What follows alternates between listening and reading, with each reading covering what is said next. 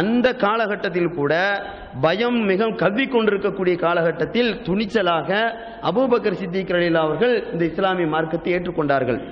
ஏற்றுக்கொண்ட உடனேயே அவங்க செல்வந்தர்களாக இருக்கிற காரணத்தினால், அந்த ஊர்ல பாரம்பரியம் மிக்க ஒரு குலத்தில் பிறந்த காரணத்தினால் அவர்களை மிகப்பெரிய அளவுக்கு தொந்தரவு கொடுக்க முடியல. அடித்து உதைக்கவோ நைய புடைக்கவோ இப்படியான காரியங்கள்லாம் மக்கா காஃபிர்கள் ஈடுபடல.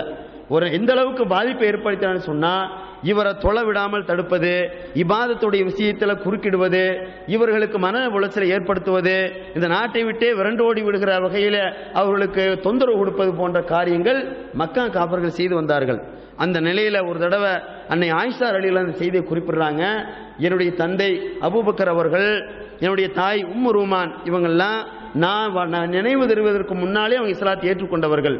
அவருடைய நிலை எப்படி இருந்ததுன்னு சொன்னா, அவர்கள் இந்த இஸ்லாமிய மார்க்கத்தை பின்பற்றுவதற்கு அவ்வளவு இடையூறு அளித்துக் கொண்டிருந்த காலகட்டத்தில் அவர்கள் முடிவெடுத்தார்கள், அபிசீனியா போயிடணும். அபிசீனியாவுக்கு போய், அபிசீனியா சொன்னா எத்தியோப்பியா என்று சொல்லக்கூடிய அந்த நாடு, அங்க போய் ஹிஜ்ரத்து போய் நாம் இந்த இஸ்லாமிய மார்க்கத்தை நமக்கு தக்க வைத்துக் கொண்டு வணக்க வழிபாடுகள் ஈடுபடணும்னு சொல்லி முடிவெடுத்துக் கொண்டு போகிறார்கள். அவர்கள் அந்த பிரயாணம் போறாங்க. போகிற வழியில அங்க என்ன, அங்க ஒரு ஆளை குறிப்பிடுகிறார். அதாவது பர்குல் ஹிமாத் என்று சொல்லக்கூடிய அந்த பாதை வழியாகத்தான் கடந்து அபிசீனியா போகணும். போற வழியில இப்னு தகினா என்று சொல்லக்கூடிய ஒரு நபர், அவர் யாருன்னு கேட்டா, காரா என்று சொல்லக்கூடிய அந்த இனத்து மக்களுக்கு அந்த பகுதியில் அவர் தான் தலைவர். அவர் குறுக்கிடுகிறார், அபூபக்கரை எங்க போறீங்க அப்படின்னு கேட்கும் பொழுது அவங்க சொன்னாங்க, நான் என்னுடைய மக்காவிலிருந்து என்னை அவர்கள் வெளியேற்றி விட்டார்கள், என் இறைவனை வணங்குவதை விட்டும் அவர்கள் தடுத்து என்னை வெளியேற்றி விட்டார்கள் சொல்லி காரணத்தை சொல்றாங்க. அப்ப இப்னு தகினா என்ன சொல்றாரு, நீங்க மக்காவை விட்டு போகக்கூடிய அளவுக்கு மோசமான ஆளா, நீங்க ஏழைகளுக்கு உதவுறீங்க, அதே போல அனாதைகளை ஆதரிக்கிறீர்கள், பசித்தவர்களுக்கு உணவு கொடுக்கிறீங்க, அப்படின்லாம் அடிமையுடைய விஷயத்துல நீங்கள் பேர் உபகாரம் செய்கிறீர்கள், அவர்களுக்கு நல்ல காரியம் நல்ல விஷயங்கள் நல்லதை நாடுகிறீர்கள். இப்படிப்பட்ட நீங்க உங்க மக்காவை விட்டு நீங்க போகக்கூடாது. அதுக்காக நான் உங்களுக்கு ரெக்கமெண்டேஷன் பண்றேன், நான் உங்களுக்காக வேண்டி அடைக்கலம் தருகிறேன், உங்களுக்கு நான் பொறுப்பேற்றுக் கொள்கிறேன், வாங்கன்னு சொல்லி மக்கா காஃபிர்கிட்ட பேசலாம் அப்படின்னு சொல்லி அவரை அழைத்து வருகிறார்கள். அழைத்து மக்கா காஃபிர்கள்ட்ட பேசுறாங்க. இந்த அபூபக்கரை தான் நீங்க வெளியேற்றணுமா, எப்படிப்பட்ட நபர்னு உங்களுக்கு தெரியாதா, சிறந்த ஒரு மனிதருக்கு ஒரு எடுத்துக்காட்டு மக்கா பள்ளத்தாக்கிலே இவரை போன்ற ஒரு மனிதனை காட்ட முடியுமாங்கிற மாதிரியான கருத்துல இவருடைய நல்ல குணநலங்களையும் நல்ல அந்த சிறப்புக்குரிய அந்த செய்திகள் எல்லாம் அந்த இப்னு தகினா என்று சொல்லக்கூடியவர் எடுத்து வைக்கிறார். அப்ப என்ன அந்த மக்கா காபிர்கள் சொல்றாங்க தெரியுமா, நீங்க எல்லாம் சொல்றது சரி, ஆனா இவர் வணக்க வழிபாடுன்னு வருகிற போது இவர் பிரச்சாரம் செய்கிறார், வணக்க வழிபாடு செய்கிறார், அது பப்ளிக்கா செய்யறாரு, பொதுவான இடங்கள்ல நின்றுகிட்டு வணங்குறாரு, குர்ஆன் ஓதுறாரு. அப்ப எங்களுடைய குடும்பத்தவர்கள் அதை பார்த்து ஏமாந்து போய் இஸ்லாத்தை ஏற்றுக்கொண்டால் என்ன ஆகும்னு சொல்லி நாங்க பயப்படுறோம். அதனால அபூபக்கர் தொழ வேண்டும் என்று சொன்னால், அவர் மற்ற இபாதத்துகள் செய்ய வேண்டும் என்று சொன்னால், குர்ஆன் ஓத வேண்டும் என்று சொன்னால் அது அவருடைய வீட்டில் வச்சுக்கிட்டோம், வெளியில பப்பில பொதுவான இடங்களை செய்யும் போது அது எங்களுக்கு பாதிப்பை ஏற்படுத்துது, இஸ்லாத்துல போய் இணைஞ்சிருவாங்களோ என்று நாங்கள் பயப்படுகிறோம்னு சொல்லி மக்கா காஃபிர்கள் சொல்றாங்க. உடனே ஒரு ஒப்பந்தம் போடப்படுகிறது, நான் உங்களுக்கு அடைக்கலம் தருகிறேன், நீங்க என்ன செய்யணும், உங்க வீட்டுல மட்டும் நீங்க தொழுவுங்க, வீட்டுல குர்ஆன் ஓதுங்க, இபாதத் செய்யுங்க, நீங்க வெளியில செய்யக்கூடாது. அந்த அடிப்படையில் ஒப்பந்தம் போட்டு நீங்க நான் உங்களுக்கு அடைக்கலம் தருகிறேன் சொல்லி இப்னு தகினா வாக்குறுதி அளித்த அடிப்படையில் மக்கா காஃபிர்கள் சம்மதிக்கிறார்கள். அந்த அடிப்படையில் ஒப்பந்தம் போடப்பட்டு இப்னு தகினா சென்று விடுகிறார், அவர் அடைக்கலம் தருகிறார். அபூபக்கர் சித்திக் ரலியல்லாஹு என்ன செய்யறாங்க, அல்லாஹ்வை வணங்க வேண்டும் அந்த ஒப்பந்தத்தின் அடிப்படையில் வீட்டுக்குள்ளதான் கொஞ்ச நாள் தொழுகிறாங்க. திடீர்னு அவங்களுக்கு ஒரு யோசனை வருது, நம்ம வீட்டுக்குள்ளதான தொழுகிறோம், மேல நின்று தொழுது அது நம்ம வீடுதான், நம்ம மேல நின்று தொழுவோம், யார் கேட்பா பார்க்கலாம் என்ற அந்த அடிப்படையில் தன்னுடைய வீட்டு மாடி மேல மொட்டை மாடியில் போய் நின்று தொழுகிறார்கள். குர்ஆன் ஓதுவான். குர்ஆன் ஓதும் போது அவங்களுடைய நிலை எப்படி இருக்குன்னு சொன்னா, மற்ற சஹாபாக்களை விட குர்ஆன் ஓதுகிற போதே அந்த வசனங்களை அந்த அர்த்தங்களை புரிந்து கொண்டு அந்த கருத்துக்களை உள்வாங்கிக் கொண்டு கண்ணீர் அப்படி தாரதாரையா கண்ணீர் வரும். அபூபக்கர் சித்திக் அவங்களுக்கு அப்படி அழுது கொண்டு தொழுது கொண்டிருக்கிற காட்சியை அந்த மக்கா காஃபிர்களுடைய மனைவிமார்கள் பிள்ளைகள் பார்க்கிற போது அவங்களுக்கு ஆச்சரியமா இருக்கிறது. என்ன வித்தியாசமான ஒரு வணக்கமா இருக்கிறது, நம்மெல்லாம் வணங்கினா எப்படி வணங்குறோம்? காபாவை சுற்றி 360 சிலை வைக்கப்பட்டிருக்கும், அதில் அம்மனமா தானே வளம் வருவோம். அப்படிதான் நம்முடைய வணக்க வழிபாடு. கை தட்டுவது, சீட்டி அடிப்பது, இதுதான் நமக்கு வணக்க வழிபாடு. ஆனா அபூபக்கர் வித்தியாசமா வணங்குறாரு. அவர் தொழுகிறார், குனிகிறார், சிஜ்தா செய்கிறார், நிமிருகிறார், ஏதோ ஓதுகிறார், ஓதுகிற போது கண்ணீர் வடிக்கிறாரே என்ற அந்த நினைவு, அந்த மாதிரி ஒரு ஆச்சரியமா பார்த்து அவர்கள் மீது மேலே போய் விழுகிற அளவிற்கு அந்த குழந்தைகளும் பெண்கள் எல்லாம் அங்கே திரண்டார்கள் அப்படின்னு ஹதீஸ்ல அன்னை ஆயிஷா ரலியல்லாஹு சொல்றாங்க. அப்ப இதை பார்க்கிற போது மக்கா காஃபிர்களுக்கு அப்படியே கொதித்து போகிறது.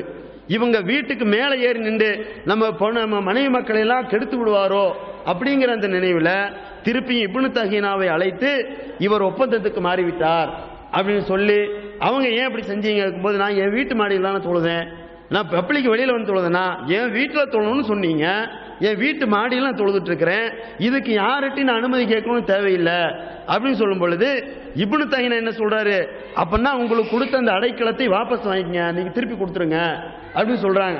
அதுக்கு அபூபக்கர் சித்திக் ரலியல்லாஹு சொன்னாங்க, ஃபஇன்னி அரது இலைக்கு ஜிவாரிக்க, நீங்க உங்கள்கிட்ட எனக்கு நீங்க அடைக்கலம் தந்தீங்களே அதை உங்களுக்கு திருப்பி கொடுத்துறேன். வரலாபி ஜிவாரில்லாஹி அஸ்ஸ வஜல்ல, மேன்மையும் கண்ணியமைக்கு இறைவனுடைய அல்லாஹ்வுடைய அந்த அடைக்கலமே எனக்கு போதுமானது, அதுதான் நான் அதில் நான் திருத்திக் கொள்கிறேன் என்று சொல்லி, அந்த மக்காவுடைய காலகட்டம் நீங்க சிந்திச்சு பார்க்கணும். எப்படிப்பட்ட காலகட்டம்? சாதாரணமா அவங்க வீட்டில் தொழுதாங்கன்னு சொல்லி எடுத்துக்கொள்ளக்கூடாது. இன்றைக்கு நம்முடைய செயல்பாடு இருக்கிறது, ஒரு பள்ளிவாசல்ல தொலை விடாமல் தடுக்கிறார்கள், பள்ளிவாசலை விட்டு விரட்டுகிறார்கள், ஊரை விட்டு சமூக பரிசாரம் செய்கிறார்கள். இந்த ஊருக்கும் உனக்கும் தொடர்பு இல்லை, இந்த ஜமாத்துக்கும் உனக்கும் தொடர்பு இல்லைன்னு சொல்லி விரட்டப்படுகிற போது கேட்பார் கேள்வி இல்லாத நிலையில் இன்றைக்கு நாம் நினைத்துக் கொண்டிருக்கிறோம். ஆனால் நிலைமை அப்படி அல்ல. இன்றைக்கு தீண்டத்தகாத ஒரு செயலை செய்கிறார்கள், தீண்டத்தகாத மாதிரி எங்களை பார்க்கிறான்னு சொல்லி கோர்ட்ல கேஸ் போட்டா ஜெயிக்கிறது பாதிக்கப்பட்டவர்களாக தான் இருப்போம். இன்றைய காலகட்டத்தில் அவ்வளோ ஒரு பாதுகாப்பான ஒரு வாழ்க்கை இங்க இருக்கிறது. இப்படிப்பட்ட ஒரு சூழலும் கூட இந்த இஸ்லாத்தை தக்க வைத்துக் கொள்வதற்கு தயக்கம் காட்டக்கூடிய எத்தனையோ நபர்களை பார்க்கிறோம். ஆனால் அன்றைக்கு அதுவான் இல்லை. அன்னைக்கு போலீஸ் இருக்கிறதா, ராணுவம் இருக்கிறதா? அபூஜஹல், உத்பா, சைபா, உமையா போன்றவர்கள் தான் அவர்களை ஆட்சி நடத்தி கொண்டிருந்தார்கள். என்ன நினைக்கிறார்களோ நடைமுறைப்படுத்திடுவாங்க. ஒரு ஆளை பிடிச்சி வெட்டணும்னா வெட்டணும் தான், கைகால துண்டிக்கணும்னா துண்டிக்கணும் தான், கேட்பார் கேள்வி இல்லை. அந்த மாதிரியான ஒரு காலகட்டத்தில் நான் அல்லாஹ்வுக்கு அஞ்சி இறைவனை தொழுவதற்கு யாருடைய அனுமதியும் தேவையில்லை என்று அபூபக்கர் சித்திக் ரலியல்லாஹு அவர்கள் அங்கே ஏறிண்டு தொழுதான்னு சொல்லி அந்த பார்க்கிறோமே வரலாறு, அது நமக்கு படிப்பினை இருக்கிறது. அபூபக்கர் சித்திக் ரலியல்லாஹு அவர்கள் தொழுகையினுடைய விஷயத்தில் நம்ம அல்லாஹ்வை வணங்க வேண்டும், அதை மக்கள் பார்க்கணும், குர்ஆன் ஓத வேண்டும், அதை மக்கள் செவியேற்க வேண்டும், அதன் மூலமா நம்முடைய பிரச்சாரத்தை கொண்டு போகணும். வாய்மொழியா சொல்லாவிட்டாலும் கூட அன்றைக்கு வாயில சொல்ல முடியாது, ரசூலுல்லாஹ் தடுத்திருந்தார்கள். இப்ப சொல்லாதீங்க, ஒரு காலகட்டம் வரும், அப்ப வாய் வழியாக நீங்கள் இஸ்லாத்தை எடுத்து சொல்லலாம், அது வரைக்கும் நீங்க உங்களுடைய செயல்பாடுகளில் ஈடுபடுங்கன்னு சொல்லி ரசூலுல்லாஹ் தடை செஞ்சாங்களே.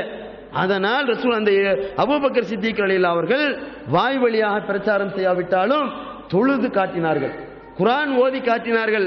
அதன் மூலமாவது இந்த இஸ்லாத்தை ஏற்றுக்கொள்ளட்டுமே அப்படிங்கிற அடிப்படையில் அவர்கள் செயல்பட்டு கொண்டிருந்தாங்கன்னு சொல்லி அன்னை ஆயிஷா ரலியல்லாஹு சொல்றாங்க.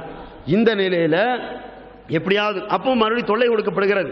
அந்த தொல்லைகளை சமாளித்துக் கொண்ட சகித்துக் கொள்ள முடியாத நிலையில் அபூபக்கர் சித்திக் ரலியல்லாஹு கடைசியா முடிவு போடுறாங்க, ஹிஜ்ரத் போயிருவோம், இதுக்கு மேலே தாங்காது, இந்த மக்கள் நம்மை வணங்குவதற்கு தடை செய்கிறார்கள், இந்த நிலையில இந்த பூமியில வாழுவது தகாதுன்னு சொல்லி முடிவெடுத்துக் கொண்டு ஹிஜ்ரத்து போவதற்கு தயாராகும் பொழுது அப்போ அன்றைய காலகட்டத்தில் நபி ஸல்லல்லாஹு அலைஹி வஸல்லம் அவர்கள் ஒரு கனவை காண்கிறார்கள். மக்கள்லாம் ஒரு கூட்டம் அபிசீனியா போயிருச்சு.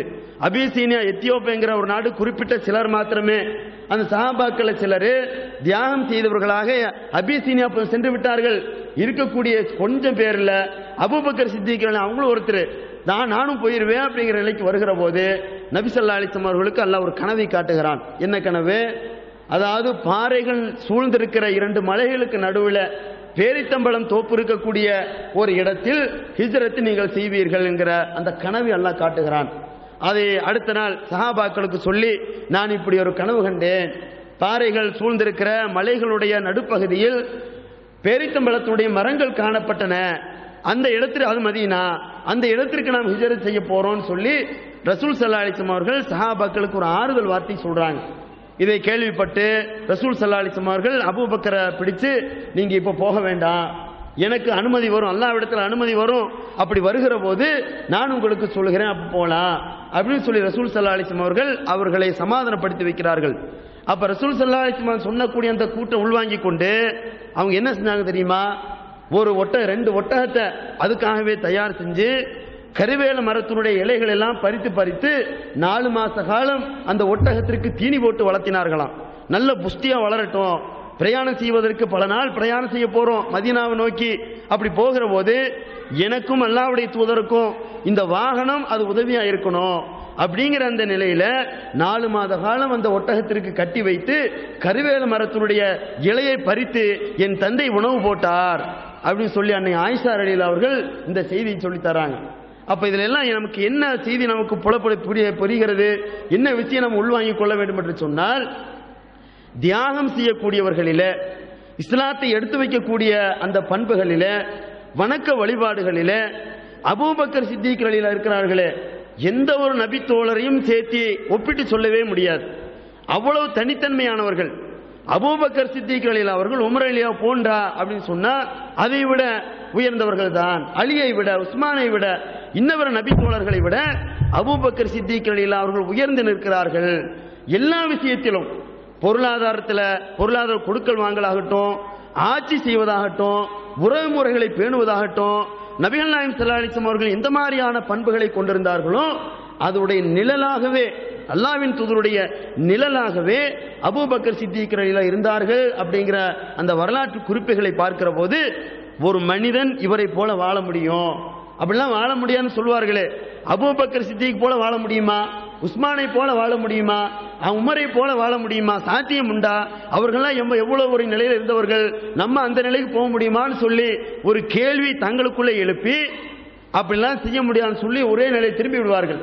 ஆனால் செய்ய முடியும் என்பதற்கு அந்த அபூபக்கர் சித்திக் ரலியல்லாஹு அவர்கள் நபிகள் நாயகம் ஸல்லல்லாஹு அலைஹி வஸல்லம் செயல்பாடுகளை அப்படியே தன்னுடைய வாழ்நாளிலே கொண்டு வந்து காட்டினார் சொல்லி இந்த வரலாற்று குறிப்புகள் நமக்கு, அந்த செய்திகள் நமக்கு சொல்கிறது. அது மாத்திரமல்ல, இவர்கள் ஹிஜ்ரத் செய்வதற்காக வேண்டி ரசூல் ஸல்லல்லாஹு அலைஹி வஸல்லம் அவர்கள் எப்போ வருவாங்க என்று எதிர்பார்த்து கொண்டிருக்கிற நிலையில் ஒரு சந்தர்ப்பத்தில் ரசூல் ஸல்லல்லாஹு அலைஹி வஸல்லம் அவரிடத்தில் ஒரு சந்தர்ப்பத்தில் வர்றாங்க.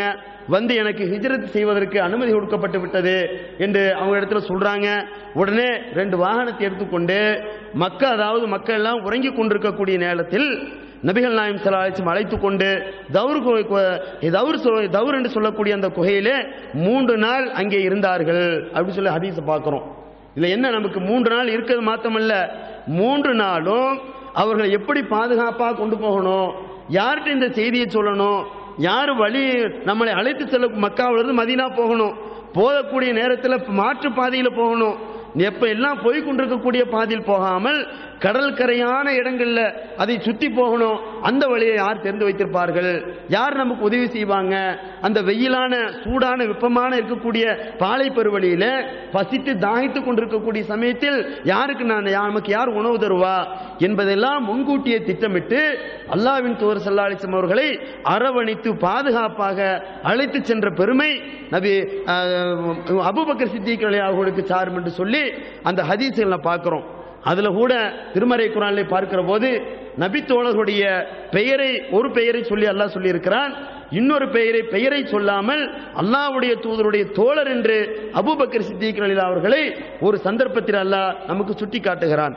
இந்த மாதிரியான இந்த குகையில அந்த நபி ஸல்லல்லாஹு அலைஹி வஸல்லம் அவர்களுக்கு ஆதரவாக, அவர்களுக்கு உதவியாக அந்த இரவிலே குகையிலே தங்கி பாதுகாப்பாக அழைத்து சென்றார்கள் என்ற அந்த செய்தியை அல்லாஹ் சொல்கிற போது அவர்கள் உற்ற நண்பர்களாக இருந்தாங்க என்ற கருத்துப்பட அல்லாஹ் ரப்பல் ஆலமீனுடைய சிறப்புகளை அல்லாஹ் சொல்லித் தருகிறான். அப்ப இந்த அளவுக்கு, அதாவது அபூபக்கர் சித்திக் ரலியல்லாஹு அவர்கள் அவருடைய வாழ்நாளிலே செய்திருக்கின்ற ஒவ்வொரு செயலும் நமக்கு அது படிப்பினை தருவது மட்டுமல்ல, ஈமானுக்கு மெருகேற்றுகிற வகையில் அவருடைய செயல்பாடுகள் இருந்திருக்கின்றன என்கிற செய்தியை இன்ஷா அல்லாஹ் அடுத்தடுத்த நாட்களிலே இன்னும் வேற என்னெல்லாம் அபூபக்கர் சித்திக் ரலியல்லாஹு பற்றி நபிகள் நாயகம் ஸல்லல்லாஹு அலைஹி வஸல்லம் சொல்லி தந்தாங்க.